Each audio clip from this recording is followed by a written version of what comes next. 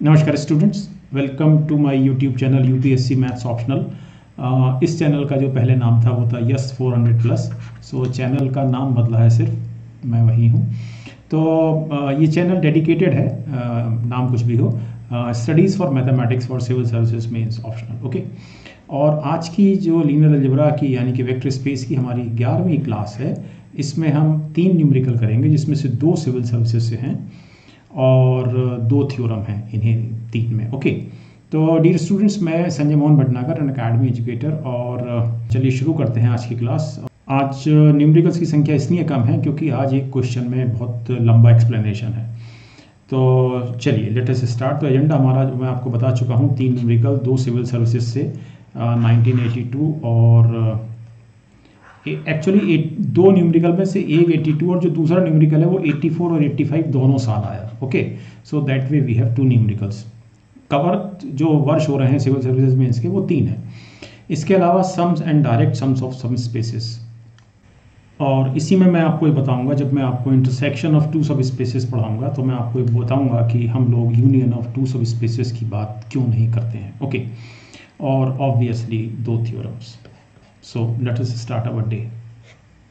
Okay, so this is first question of today's class on vector space। और कुल मिलाकर vector space की जो अभी तक 10 क्लास हो चुकी हैं, आज 11वीं क्लास है जैसे शुरू में बात हुई है, तो हम लोग उसमें 38 क्वेश्चंस कर चुके हैं। 37 क्वेश्चंस कर चुके हैं 10 क्लासेस में, और आज ये 38वां क्वेश्चन है और आज की क्लास का पहला क्वेश्चन है। 1982 सिविल सर्विसेज मेंस से लिया गया है। क्वेश्चन बहुत सरल है। If V is finite dimensional, एक वेक्टर स्पेस है जो फाइनाइट डायमेंशनल है, वेक्टर स्पेस इज V, और W इसका एक सब स्पेस है, then show that W is finite dimensional, number 1, और dimension of W is less than और equal to dimension of V। Okay, so let us begin with.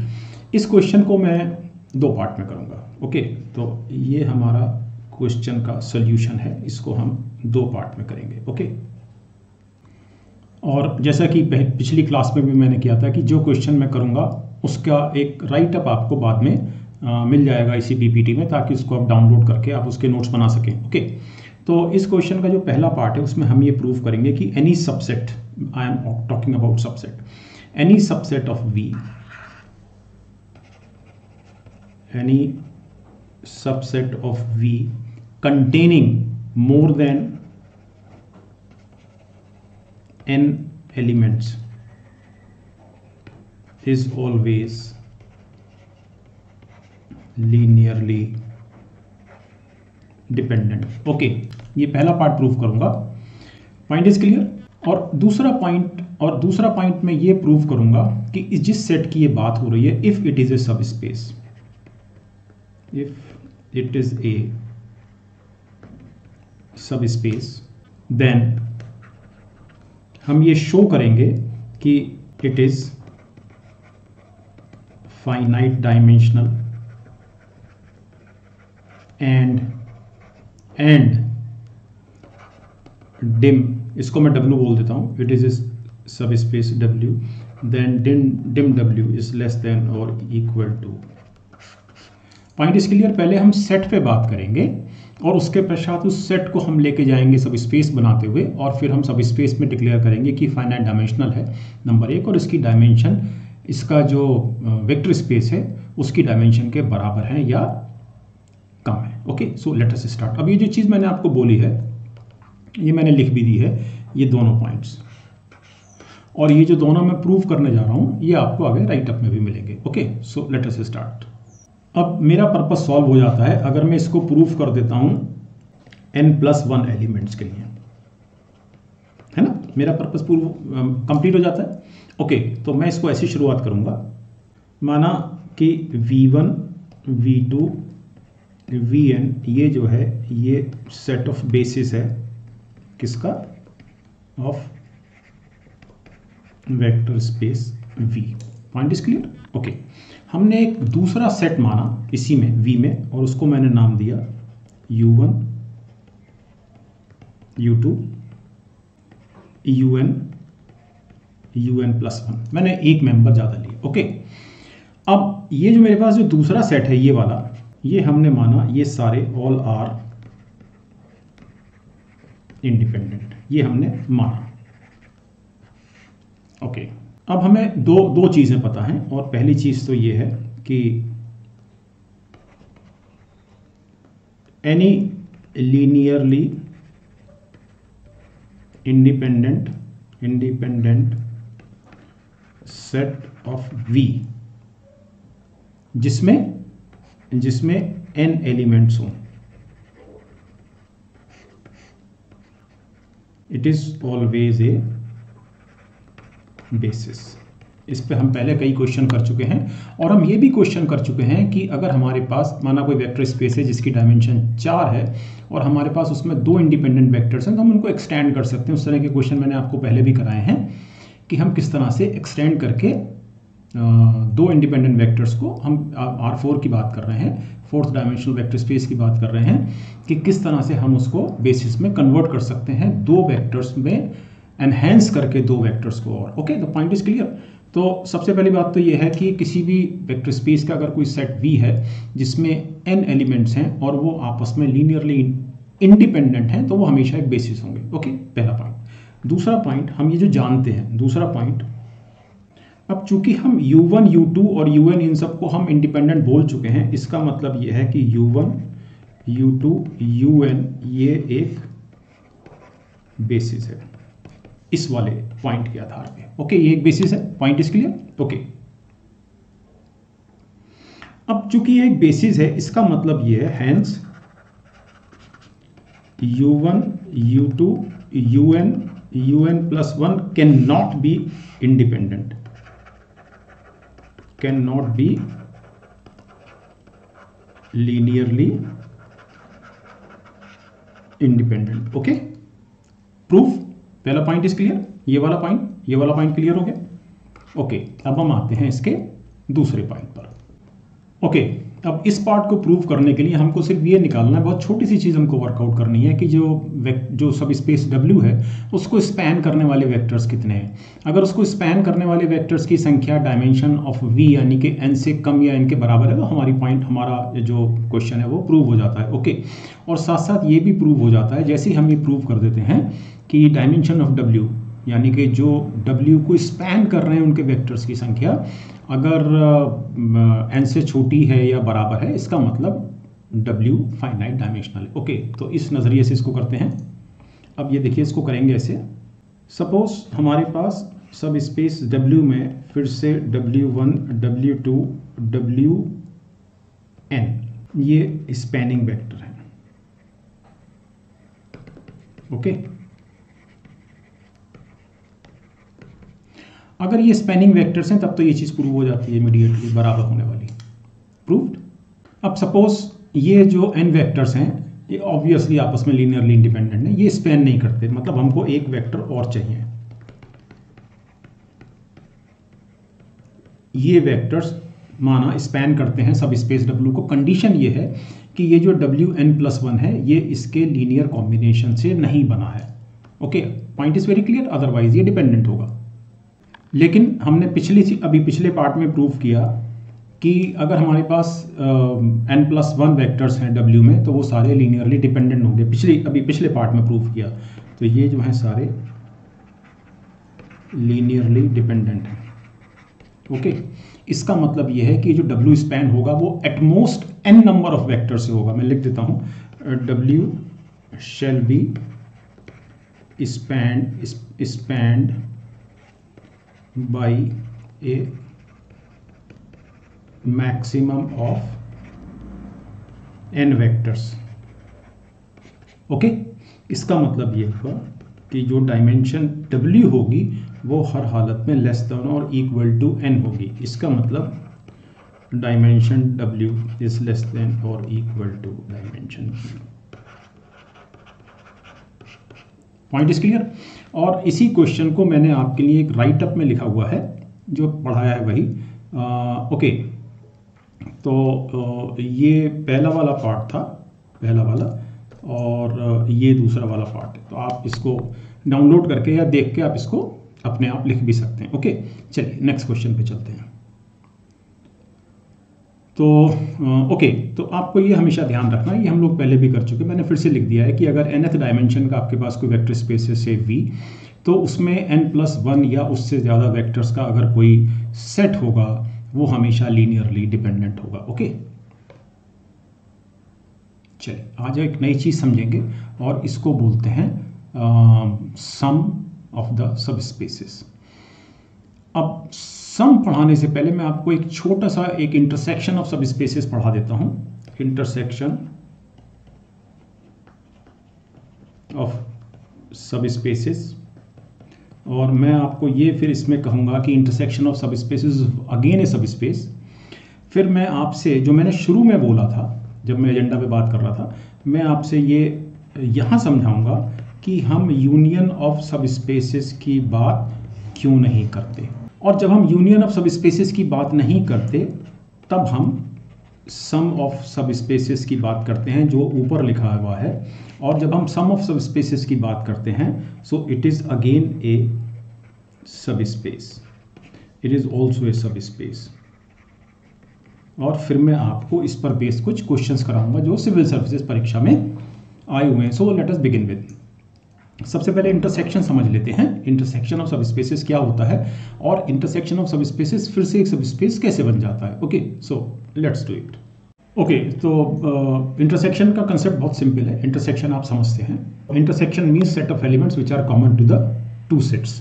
Okay, अब इसी तरह से अगर हमारे पास दो सब स्पेसेस हैं, फॉर एग्जाम्पल हमारे पास सब स्पेस है U और सब स्पेस है W, और ये दोनों ही जो सब स्पेस हैं फॉर एग्जाम्पल V के हैं।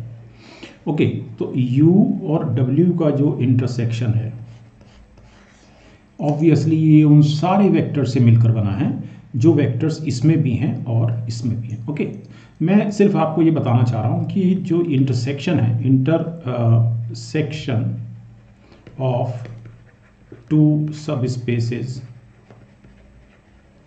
is always a सब स्पेस। इससे आपको इसको समझने में आसानी होगी। ओके, नाउ वेरी सिंपल कि चूंकि जो एलिमेंट इसमें है जो एलिमेंट इसमें है वो इसमें भी है, इसमें भी है। ओके, अब हमने इसमें कोई पॉइंट माना, फॉर एग्जांपल दो पॉइंट्स माने हमने इसमें x और y।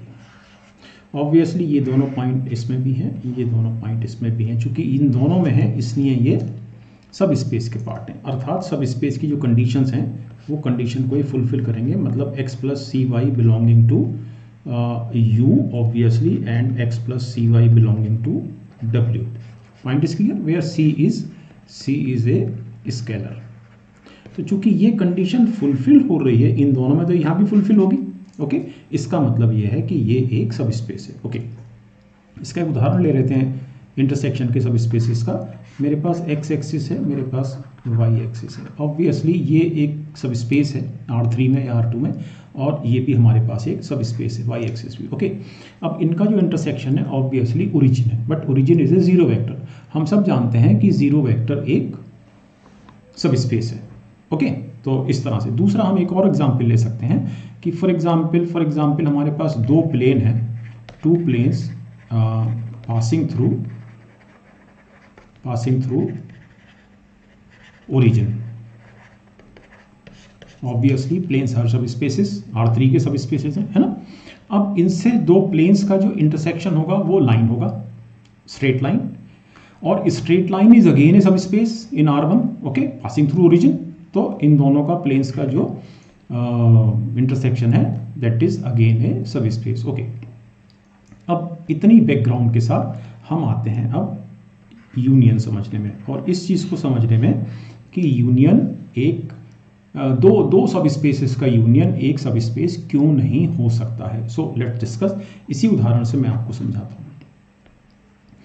फॉर एग्जाम्पल हमारे पास दो सब स्पेसेस हैं, x एक्सिस y एक्सिस। इसमें एक पॉइंट है 1 0, इसमें हमने एक पॉइंट लिया 0 1। जो इसका यूनियन होगा दोनों का x एक्सिस y एक्सिस, तो उसमें x एक्सिस और y एक्सिस के सारे पॉइंट्स शामिल होंगे। ओके, इसका मतलब यह है कि अगर यूनियन को मुझे सब स्पेस डिक्लेयर करना है, अगर मेरे को अगर मेरे को x एक्सिस से जो वेक्टर स्पेस बन रहा है और y एक्सिस से जो वेक्टर स्पेस बन रहा है, अगर मुझे इन दोनों के यूनियन को सब स्पेस डिफाइन करना है तो इसके जितने भी सारे वेक्टर्स हैं उन सब का समेशन इसी में होना चाहिए, नंबर 1। और नंबर 2, किसी स्केलर के साथ मल्टीप्लिकेशन किसी वेक्टर का इसी में होना चाहिए, x यूनियन y में, as per the definition of sub space. अब जब मैं समेशन करता हूँ इन 2 पॉइंट का, यानी कि जब मैंने समेशन किया 0 1 प्लस 1 0 का, तो ऑब्वियसली ये 1 1 आया, but 1 1 does not belong to this. 1 1 इसमें होगा ही नहीं 1 1, क्योंकि इसमें सारे पॉइंट्स या तो इस लाइन के x एक्सिस के पॉइंट्स होंगे या y एक्सिस के पॉइंट्स होंगे। ओके, इसका मतलब x union y is not a सब स्पेस, तो हम यूनियन को इस्तेमाल नहीं करते हैं। मैंने आपको शुरू में बोला था, हम लोग जब एजेंडा पर बात कर रहे थे, कारण मैं आपको बताऊंगा। हम इसकी जगह लेते हैं प्लस साइन, और प्लस साइन लेते ही हमारा सारा जो इसमें प्रॉब्लम आ रही थी वो सॉल्व हो जाती है, क्योंकि इसको हम डिफाइन इस तरह से करते हैं। सो हम यहाँ यूनियन भी लिख सकते थे, लेकिन यूनियन से फिर से कंफ्यूजन होता, तो हमने यहाँ प्लस लिखा। तो 2 सब स्पेसेस का समेशन डिफाइन होता है उन 2 सब स्पेसेस के वेक्टर्स के समेशन से, याद रहेगा। अब हमारी जो समस्या थी वो सॉल्व हो जाती है, क्यों? क्योंकि हमने इसको डिफाइन ही इस तरह से किया है, अर्थात all w1 plus w2 are belonging to this. इसका मतलब this is belonging to y, this. Okay, point is clear. तो हम समेशन इस्तेमाल करते हैं 2 सब स्पेसेस के लिए, यूनियन इस्तेमाल नहीं करते हैं। तो इस पर हम एक आगे प्रूव करेंगे कि जो समेशन है, ये जो आप समेशन देख रहे हैं, इट इज़ ए सब स्पेस। सिविल सर्विसेज का सवाल है, और कुछ सिविल सर्विसेज के सवाल इसके बाद हम लोग कुछ सॉल्व करते हैं। तो चलिए, let us start. Okay, so let us prove that vector space V has 2 सब स्पेसेस W1 एंड W2, और ये जो सम है W1 W2 का, ये एक सब स्पेस होगा। ये एक बहुत सरल क्वेश्चन है, राइट। अब इसका बाद में दिया गया है कि अगर W1 और W2 सब स्पेसेस हैं, इसका मतलब सबसे पहले W1 की बात कर लेते हैं, 0 बिलोंग्स टू W1, सबसे पहली कंडीशन। ओके, और 2 वेक्टर्स हमने इसमें मान लिए, U1 and V1 belonging to W1। Okay, इसी तरह से W2 की बात कर लेते हैं। Obviously 0 belongs to W2 because W2 is a सब स्पेस, एंड माना U2 and V2 belong to W2। Okay, अब हम इसको प्रूव कर देते हैं कि इट इज ए सब स्पेस।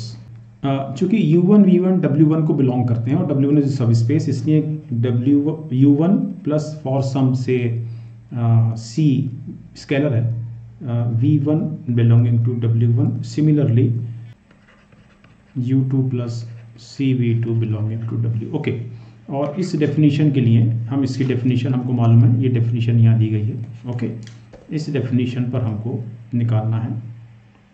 अब इसका एक एलिमेंट ये है W1 का, और दूसरा ये है। Okay,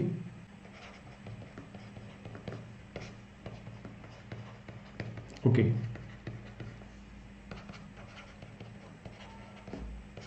okay, point is clear. But this belongs to this. Okay, why? Because U1 is from W1 and U2 is from W2, so this belongs to this W1 plus W2. Similarly, this belongs to W1 plus W2. तो इस तरह से ये plus C of ये is belonging to, obviously, hence W1 plus W2 is A. Okay, proof, check. Now let us do next question. Okay, एक छोटी सी बात रह गई थी। अगले क्वेश्चन पे जाने से पहले, ये जो हम थ्योरम 4 कर रहे हैं, इसका राइटअप भी मैंने आपको दिया हुआ है, जो ये है। ओके, चलिए अब नेक्स्ट न्यूमेरिकल पे चलते हैं। ये थ्योरम है एक, और सिंपल है, लेकिन मैंने आपको इसका सोल्यूशन राइटिंग में दिया है, थोड़ा सा एक्सप्लेन करना पड़ेगा इसको, इसमें लिखना ज़्यादा है। तो W1 W2 are subspaces of vector space V, then dimension of W1 plus W equal to dimension of W1 plus dimension of W2 minus dimension of intersection of subspaces W1 and W2। ये जो question है, ये जो theorem है, 1984 में आई और 1985 में भी आई। इसके बाद के पेपर मैंने अभी 2009 तक के देखे नहीं हैं, अगर इसका रेफरेंस बाद में आएगा तो वो भी मैं आपको बताऊंगा। ओके, अब ये थ्योरम मैंने आपके लिए लिख के तैयार की है क्योंकि इसमें बहुत ज़्यादा होमवर्क है।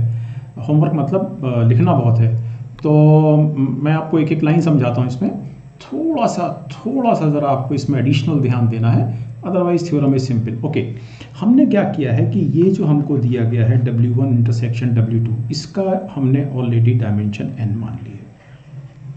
ठीक है, चूंकि मैंने इसकी डायमेंशन n मान ली है, इसलिए हर हालत में मैं ये जो मेरे पास n वेक्टर्स लिखे हुए हैं V1 V2 up to Vn, इसको मैं इसका बेसिस मान सकता हूँ, इसमें तो कोई डाउट नहीं है ना। Okay, and this is our first point. Okay, अब हर हालत में ये जो W1 इंटरसेक्शन W2 है, ये हर हालत में सबसेट होगा W1 का, इसलिए ये वाली जो बेसिस है इसको हम हर हालत में एक्सटेंड कर सकते हैं W1 की बेसिस बनाने के लिए।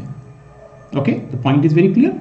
ठीक है, तो मैंने इसको एक्सटेंड कर दिया, यहाँ से मैंने इसमें A1 A2 up to AJ मैंने इसमें जोड़ दिया। ऑब्वियसली जो डायमेंशन है W1 की ये n प्लस आई बनेगी। ओके, बिकॉज ये n है और ये i है। इसी तरह से W1 intersection W2 shall be A subset of W2, और बिल्कुल जैसे हमने यहाँ किया, तो हम इसकी जो बेसिस है इसकी W1 इंटरसेक्शन W2 की, उसको हम एक्सटेंड कर सकते हैं W2 की बेसिस बनाने के लिए। तो मैंने इसको एक्सटेंड कर लिया। ये बेसिस तो हमारे पास ऑलरेडी W1 इंटरसेक्शन W2 की है, और ये मैंने additional j number of linear independent vectors मैंने जोड़ दिए। ओके, इसलिए dimension of sorry it has to be W2 it is equal to n plus j। तो अब बड़ा क्लियर हो गया कि ये जो W1 प्लस W2 है, ये स्पैन होगा, मैं स्पैन बोल रहा हूँ, बेसिस नहीं, ये स्पैन होगा ऑब्वियसली इन वेक्टर्स और इन वेक्टर्स से। ठीक है ना, तो हम ध्यान रखिए, इसको हम दो बार नहीं लिखेंगे, दो बार लिखते ही डिपेंडेंट हो जाएगा। ओके, तो ये इन वेक्टर से स्पैन होगा। हमारा एकमात्र काम यहाँ पर ये रह गया है कि हमको ये प्रूव करना है कि ये जो सेट ऑफ B है, ये जो वेक्टर्स हैं, ऑब्वियसली ये वेक्टर्स हैं n प्लस आई प्लस जे, तो ये जो वेक्टर्स हैं ये एक बेसिस का काम करते हैं W1 प्लस W2 के लिए। This we have to prove. Okay, so let's do it. तो अब अगर ये बेसिस है तो हम हर हालत में स्केलर्स, कंपैटिबल स्केलर्स इस तरह से ढूंढ सकते हैं x y और z की शक्ल में कि x1 y1 plus x2 v2 plus xn vn plus y1 a1 plus y2 a2 plus yi ai plus z1 b1 plus z2 b2 plus zj bj, इन सब का जो सम है that shall be equal to 0 if यदि इन सब का सम 0 हो, देन ये हमने जितने भी स्केलर्स लिए थे ये सारे 0 के बराबर होने चाहिए। ये हमको देखना है। ओके, मैं जस्ट रिपीट कर रहा हूँ कि ये हमारे पास एक सेट B बना है जो स्पैन कर रहा है W1 प्लस W2 को। हमें ये चेक करना है कि क्या ये बेसिस है या नहीं है। तो अगर ये बेसिस है तो ये सारे वेक्टर्स लीनियरली इंडिपेंडेंट हैं, और अगर ये लीनियरली इंडिपेंडेंट हैं तो इन स्केलर्स की वैल्यू इस तरह के समेशन में, लीनियर कॉम्बिनेशन में, इन सारे स्केलर्स की वैल्यू 0 आनी चाहिए, 0 आनी चाहिए। This is the thing. Okay, अब ये वाली जो इक्वेशन है इसको मैं ऐसे भी लिख सकता हूँ कि ये इतना पार्ट तो मैं लेफ्ट हैंड साइड में रखूँ, लेफ्ट हैंड साइड में ये मैंने रखा हुआ है इधर ये, और ये वाला जो पार्ट है, ये वाला पार्ट, इसको मैं राइट हैंड साइड में ले जाऊँ नेगेटिव साइन के साथ। Point is clear. ठीक है, अब मैंने क्या किया कि ये वाला जो मेरे पास लेफ्ट हैंड साइड वाला जो पार्ट था, इसको मैंने u माना, इस वेक्टर को। और अब बड़ा क्लियर सी बात है कि ये जो लीनियर कॉम्बिनेशन है, ये वाला लीनियर कॉम्बिनेशन, इसमें कौन से वेक्टर्स हैं? इसमें वो वेक्टर्स हैं जो W1 में है, यानी कि W1 के बेसिस हैं, रादर ये बोलना चाहिए, जो W1 की बेसिस है वो वेक्टर हैं। आप देख लें दोबारा, जो W1 की जो बेसिस है ये वेक्टर्स हैं यहाँ पर। ठीक है ना, इसका मतलब ये है कि चूंकि U जो है इन वेक्टर्स के लीनियर कॉम्बिनेशन से बना है, किन वेक्टर्स के? जो वेक्टर्स W1 का बेसिस हैं। इसका मतलब ये है कि U belongs to W1। Clear? Okay, next लेते हैं। तो U जो है वो W1 है। अब इक्वेशन 3 से, इक्वेशन 3 हमारे पास कौन सी है? ये वाली। अब इसको मैंने U माना है, इसको, तो u बराबर minus of this thing, okay. तो u बराबर माइनस ऑफ दिस थिंग, लेकिन ये जो सारे वेक्टर्स हैं ये बेसिस ऑफ W2 का पार्ट है। मैं दोबारा पहुंचता हूँ, ये बेसिस ऑफ W2 का पार्ट है, बेसिकली ये है ना, तो बेसिस ऑफ W2 का पार्ट है। इसका मतलब ये है कि ये भी लीनियरली इंडिपेंडेंट है। तो लीनियर इंडिपेंडेंट होने के कारण ये U जो है इनके लीनियर कॉम्बिनेशन में है, किसमें, W2 में। इसका मतलब U जो है वो W2 में, तो U W1 में भी है, U W2 में भी है। इसका मतलब ये है कि U belongs to the intersection of W1 and W2। This is, ये आपको ध्यान रखना है, ओके। आधा काम हमारा हो गया है। अब पहली इक्वेशन से हमने ये पहले लिया हुआ है कि V1 V2 Vn ये सब बेसिस हैं W1 इंटरसेक्शन W2 के, ये यहाँ लिया हुआ है, ये है ना, तो ये हमने लिया हुआ है। तो U को, चूंकि ये बेसिस हैं इसमें और U इसको बिलोंग कर रहा है, U इसको बिलोंग कर रहा है, तो U को हम हर हालत में इस तरह से लिख सकते हैं, where all DIs are scalars. मैं रिपीट कर दे रहा हूँ क्योंकि U now belongs to W1 intersection W2, लेकिन W1 इंटरसेक्शन W2 की जो बेसिस है वो ये है, इसलिए इस वेक्टर को इस तरह से भी लिखा जा सकता है, ओके, क्लियर, ठीक। अब ये इक्वेशन हमारी 6 है, ये इक्वेशन हमारी 5 है। इसका मतलब ये है कि इस जगह U की वैल्यू को मैंने ये वाली वैल्यू भर दी, D1 V1 plus D2 V2 plus DN VN equal to this thing. Minus को ट्रांसपोज कर लिया इधर, तो obviously D1 V1 plus D2 V2 and so on Z1 B1 plus Z2 B2 up to ZJ BJ equal to 0, ठीक। अब हमको यहाँ पर जो देखना है, इस जगह हमको देखना है ऑल DIs क्या वो 0 हैं या 0 नहीं है, ऑल ZI क्या वो, या ZJ लिखता हूँ, ऑल ZJ क्या वो 0 हैं या 0 नहीं है, ओके।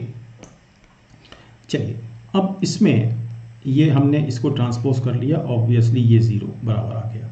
लेकिन अब ये जो वेक्टर्स हैं हमारे पास, ये बेसिकली बेसिस है किसकी, W2 की। पहले पेज पे ये W2 की बेसिस है, ठीक है ना, ओके, पॉइंट इज क्लियर। इसलिए ये सब सारे DI, all DI and all ZJ are equal to 0। अब ये जो 0 के बराबर हुए सारे Z, इसको हमने इक्वेशन 2 में प्लेस किया। इक्वेशन 2 हमारी ये थी, तो ये सब 0 हो गया, हमारे पास इतना बचा, ये बचा। So this is also equal to 0, this is also equal to 0, okay. लेकिन ये सारे बेसिस वेक्टर्स हैं किसके, W1 के, तो obviously all XI and all YJ, all XN and all YI are equal to 0, क्योंकि ये बेसिस है, ये बेसिस वेक्टर्स हैं किसके, W1 के। तो हमने ये देख लिया कि जो हमने वेक्टर्स लिए थे, ऑल VN, ऑल AI और ऑल BJ, उन सब के जो स्केलर कॉफिशिएंट्स थे, ऑल आर इक्वल टू 0। इसका मतलब ये है, और स्केलर्स कब 0, स्केलर्स के कॉफिशिएंट्स कब 0, स्केलर कॉफिशिएंट्स कब 0, जब हमने उनका लीनियर कॉम्बिनेशन बनाया। इसका मतलब ये है कि B जो है वो बेसिस है और इसकी डायमेंशन ये है, ये मैंने आपको पहले पेज पे लिखा था यहाँ, ओके। तो इसकी डायमेंशन ये है। अब इसको मैं हर हालत में ऐसे लिख सकता हूँ, n प्लस आई प्लस जे को n प्लस आई प्लस n प्लस जे माइनस n। लेकिन ये जो डायमेंशन है ऑब्वियसली W1 प्लस W2 की है, ये जो डायमेंशन है W1 की है, ये डायमेंशन W2 की है, और ऑब्वियसली ये तो हमने शुरू में ही माना था कि W1 इंटरसेक्शन W2 की जो डायमेंशन है वो n है। सो दिस इज प्रूफ्ड, ओके।